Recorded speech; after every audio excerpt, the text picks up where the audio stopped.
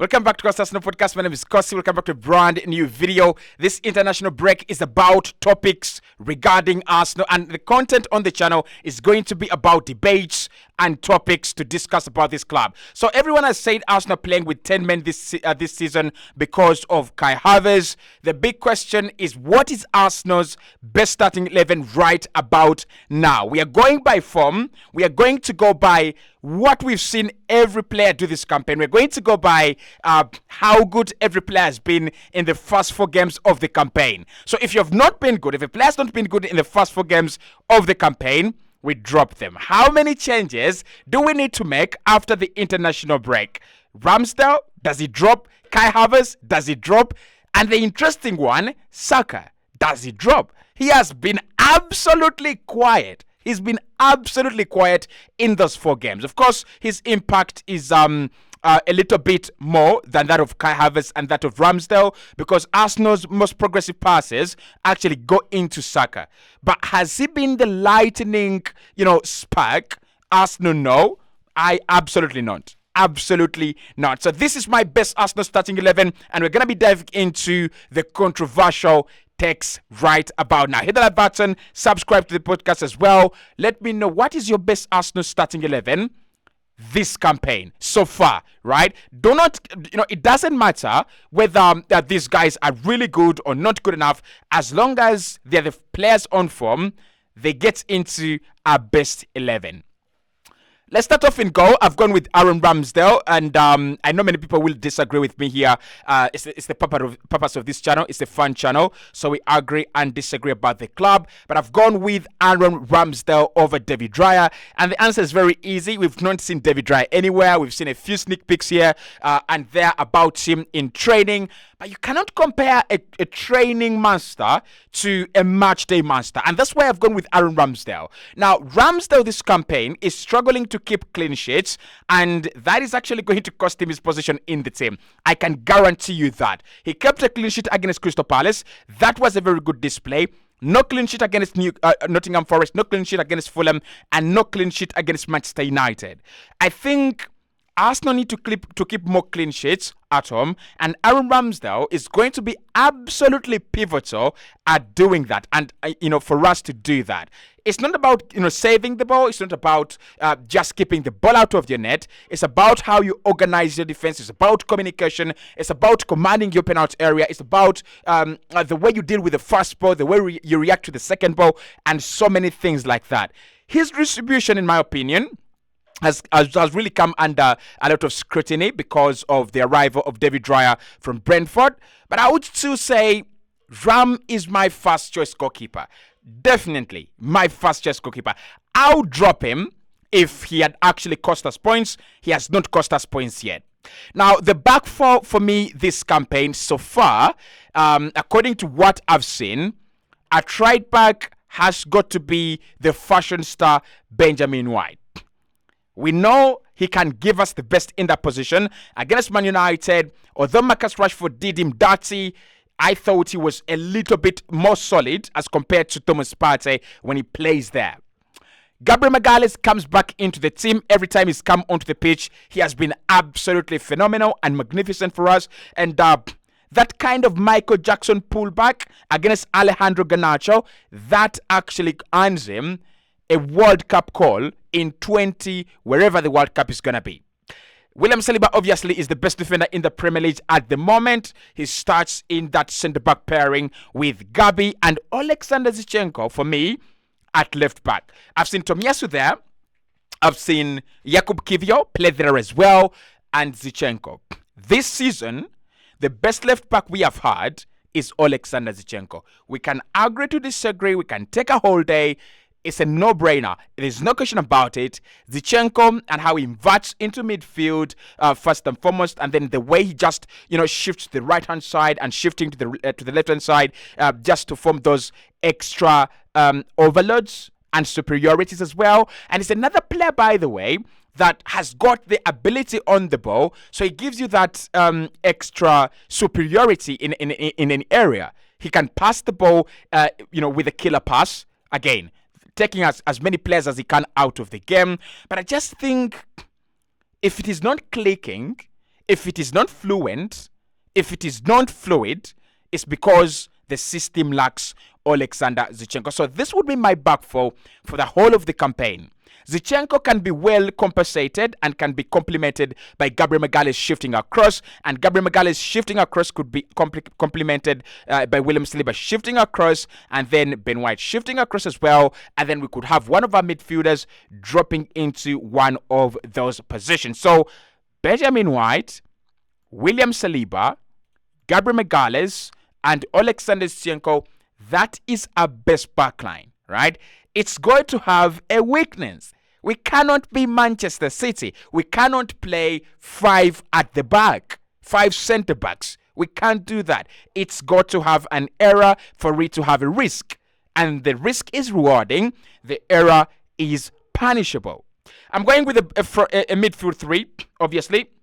Now, with Thomas Partey injured, Declan Rice is the only candidate for that single pivot. He did it very well against Manchester United. Then he was drifting to the left-hand side, to left back actually, allowing Alexander Zinchenko drift into midfield. Zinchenko became the solo pivot. He became the most important Arsenal player in the fast build-up phase. And the way he was actually just picking up the ball from Aaron Ramsdale, Saliba, Gabriel, it meant that Declan Rice was providing that kind of shield to Alexander Zinchenko. We've got to agree to this. Zinchenko is more technical, and is more talented, and is more able on the ball than my man Deckers. I love Deckers, but I don't think his qualities are about moving the ball around like Iniesta Xavi. Those are qualities of Alexander Zinchenko. But defensively, because you have 2 number 8s that are going to be forward thinking and going in front, and then you're going to have another liability in Zinchenko shifting across the midfield to form a double pivot with Declan Rice around here, it means that Rice has got to be absolutely athletic. And he is. He's got to be a top ball winner, a world-class ball winner. He is. He's going to be a world-class interceptor. He is. He's got to be a world-class tackler. He is. And that's why over Jorginho, over all the players available, Rice is the guy to play this single pivot. On the left-hand side, in the left pocket of space, it's Fabio Viera, guys. We've got to agree here. I love Kai, I really, really do. But after the international break, you're going to have around 2-3 clubs that will not lose a game once again, like for the next 5-6 games. After the international break, it's a wake-up call. It's all about the season has officially begun. I think Arsenal have done well, collecting 10 points out of possible 12. We are sitting in position 5, but we are joint top with not joint top, but we are joint top 4 with a couple of clubs that have 10 points. I think Liverpool, West Ham, Brighton as well, and then us. So we are doing very well.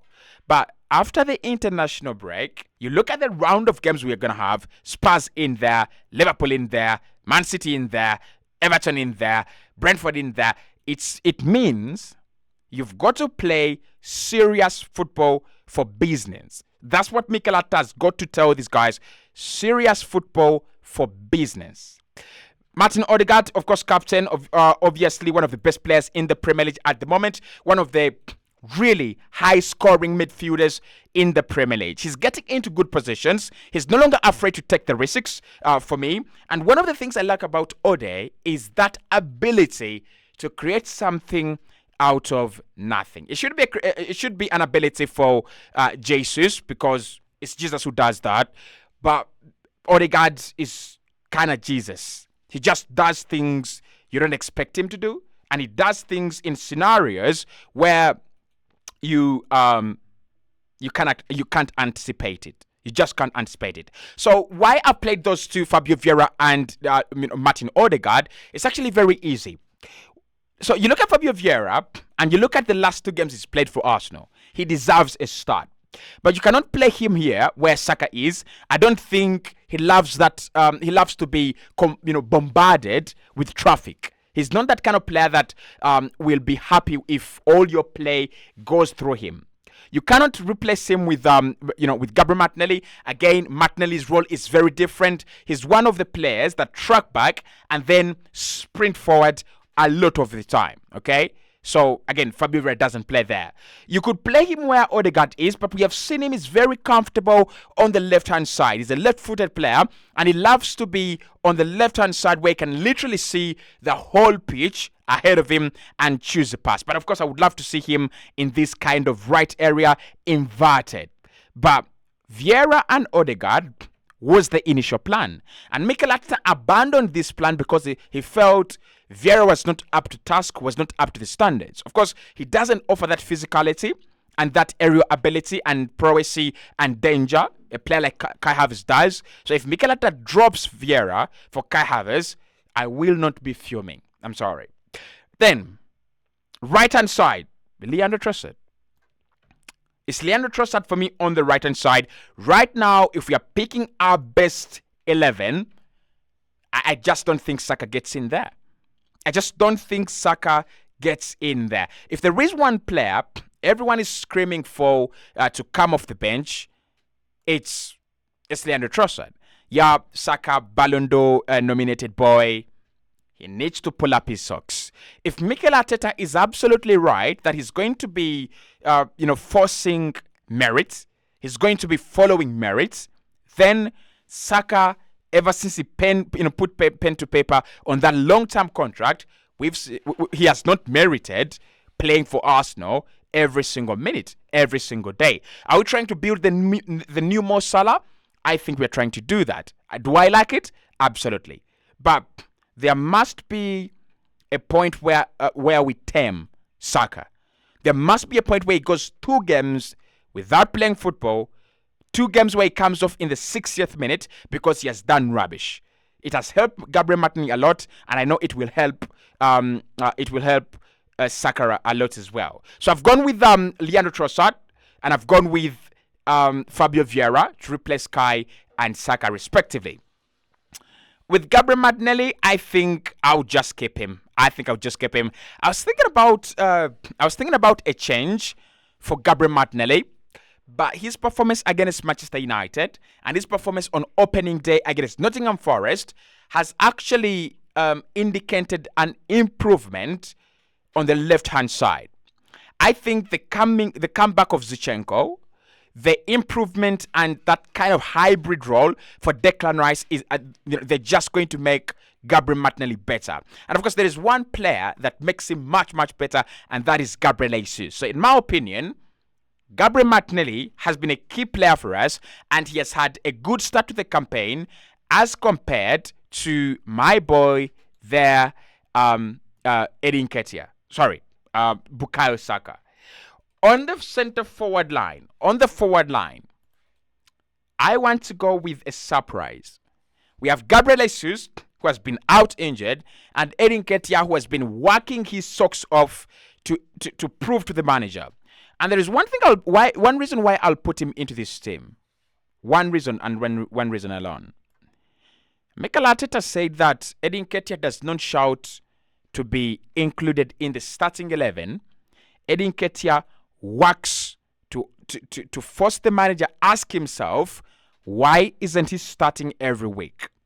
If there is the one thing we've seen with Eddie this campaign, this season, he works hard. So the spaces Kai Havertz runs into, the spaces Odegaard runs into, where do they come from? They come from the runs of that guy, Eddie Nketiah. And I would put him ahead of any striker, whether Balogun, whether Jesus, right now. I'll put him ahead of any striker Arsenal right now. Eddie has been absolutely not world class, but on point. He's been absolutely on point. So this is my best starting 11 for Arsenal as of now. Ramsdale in goal.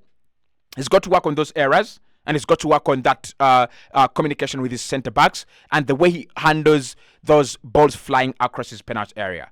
His reaction when met a shot, very good, but his second reaction needs to be much better. Ben White, no comments. Good right back. Saliba, best centre back in the Premier League. Gabriel deserves to start every week, and Alexander Zinchenko is the reason why Arsenal will have a fluid, flowing system again. Fabio Viera, Declan Rice, and Odegaard should be the three in midfield. Fabio Viera is a very creative player on the left, and Odegaard is a huge goal scoring midfielder on the right hand side. Declan Rice has got the engine to cover for both Odegaard and Viera. Leandro Trossard comes in for Bukayo Saka. I kind of feel like Bukayo Saka is dropping off a little bit, and we'll need that kind of wake-up call from Mikel Arteta to remind him, hey, there is competition in the team.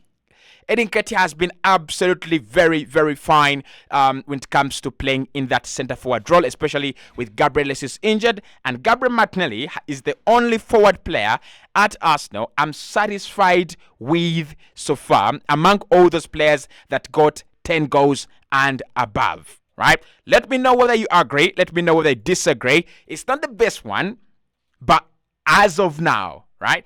It could change, right? It could change, but as of now, okay? As of now, that is our best starting 11. Best on form, best on, impact off the bench and, whilst they've started games, that is our best starting 11. Let the comments begin.